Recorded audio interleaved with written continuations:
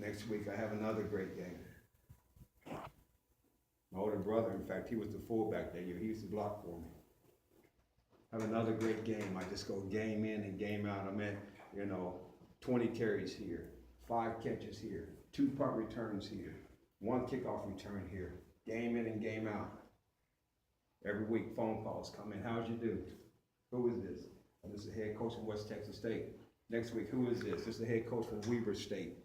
Next week, who is this? This is another coach. We heard about you. I'm sitting there like, wow, all of these coaches heard about me. Stephen Barbie, a running back from Lawrence, Kansas, at this little school in Highland. They said, no, we heard about you. The junior college All-American. I was at the top.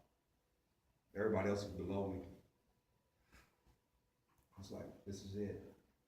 My big break. In spite of that, I was still drinking. I was still using drugs, still smoking marijuana, still taking cocaine, tooting it before the games, tooting it after the games. My coach didn't know because I was still performing. My sophomore year ended. I didn't realize how good I really was. I went to a small school in Nebraska, Peru State. Small NAI school. I'm talking about small, about 1,200 students. One way in, one way out. And I go there, full ride scholarship, room, board, private room, books, tuition, the whole 9 yards. The coach said, I brought you here to help us win. I didn't have to do nothing. They had made my schedule. They gave me 1 hard class a semester. I wasn't there to go to school, I was there to play ball. So in the midst of that, I'm there on this campus, full ride scholarship, and I was the man that's going to bring Peru State back to the glory days.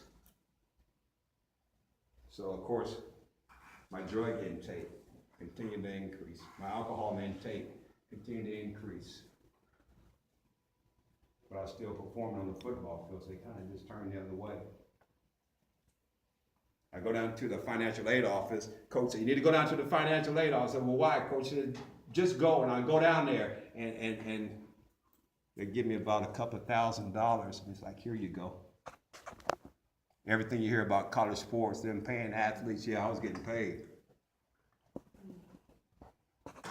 Next month, he'll come up and say, you need to go down to the financial aid office. I didn't ask, now I knew. This time I'm greedy. Is that all I get?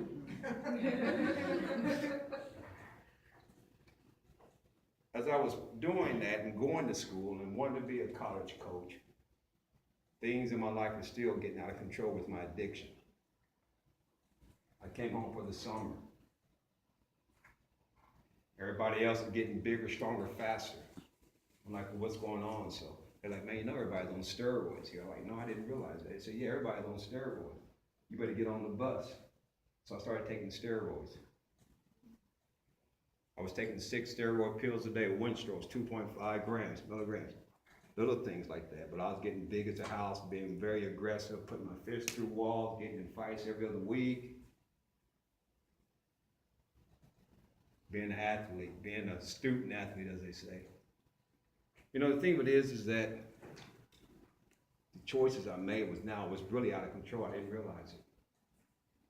So I come home that summer, lifting weights, working at Kmart distribution, 3rd shift, nighttime, trying to just stay in shape. I would jog home, jog back to the workout room, jog back home, sleep, get up 3rd shift. That was my normal routine. One particular week, they was offering just tons of overtime. And I was living at home and bringing home 700 or 800, living at home and staying with my dad. My mom was still living. And so my friend, he said, it was Friday morning. And back then you go to Johnny's Tavern right there in Lawrence, Kansas, right across the bridge. You can go there and cash your checks in the morning. He used to have bumper stickers. I opened Johnny's Tavern at 7 a.m. So me and my friend would get off work on his motorcycle. And we go to Johnny's Tavern. It's like, man, let's go. We started drinking. 7:35 in the morning, we're drinking. Don't work a 12-hour shift. Having a good time and cashed our checks right there. Started drinking, started eating some Johnny burgers. Next thing you know, it's about 12 o'clock, and we're on his motorcycle, and we started weeping going back across the bridge. And so all of a sudden, it's like, man, if we stay on this motorcycle, we're gonna die.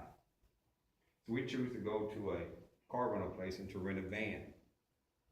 So we rent this van and we kept partying, we kept drinking, we kept smoking and didn't sleep. Now we're up for about 24 hours and we're going strong. And he said, man, I can't hang with you. He said, drop me off. So I went and I dropped my friend off. I get behind this customized van that we was renting and I blacked out. I hit a telephone pole. And the thing is that every morning, every day, I have a constant reminder of July 27th, 1985. It's a battery acid burn, it's not a tattoo. I had that telephone, I hit the telephone pole and I pushed the engine all the way in, and this is a battery acid burn.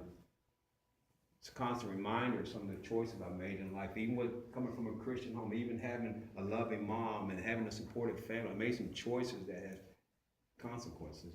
And so then all of a sudden, I'm like, wow.